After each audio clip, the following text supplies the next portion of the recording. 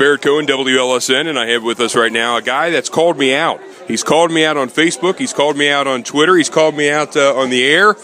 And now I got him in my crosshairs right now. Will Mullen, a junior at Salle.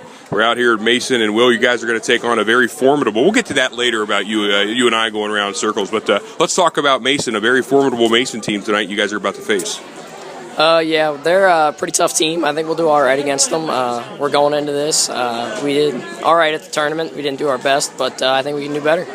Well, the Cincinnati Enquirer today came out with the top 10.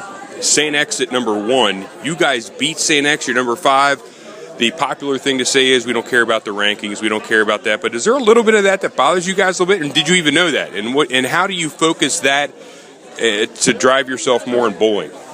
Well, I did not know about St. X being number 1. I think it's not really fair, seeing as we beat them. Right now we're number 1 in the GCL. And I think we should be up in the top 3, over St. X, because we beat them. But that's just how I feel. Well, one thing that in bowling I don't think people appreciate is going from lane to lane. It's not like, in baseball where, for the most part, the conditions are the same. Football, conditions are the same. Bowling, it's a little bit different. Talk about what it's like to go from, a Coleraine bowl out here to a Mason bowl. I bowled out here a few times. It's a lot different than Coleraine bowl. Well, you have different types of lanes. You can have, real wood. You can have synthetic.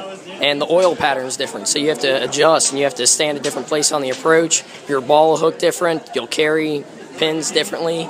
And it's really, you just have to be as consistent as you can. What do you think about Joe Coney, the bowling analyst for WLSN, getting your pins off by 1 or 2 on Facebook? What's up with that? You going to call him out right now?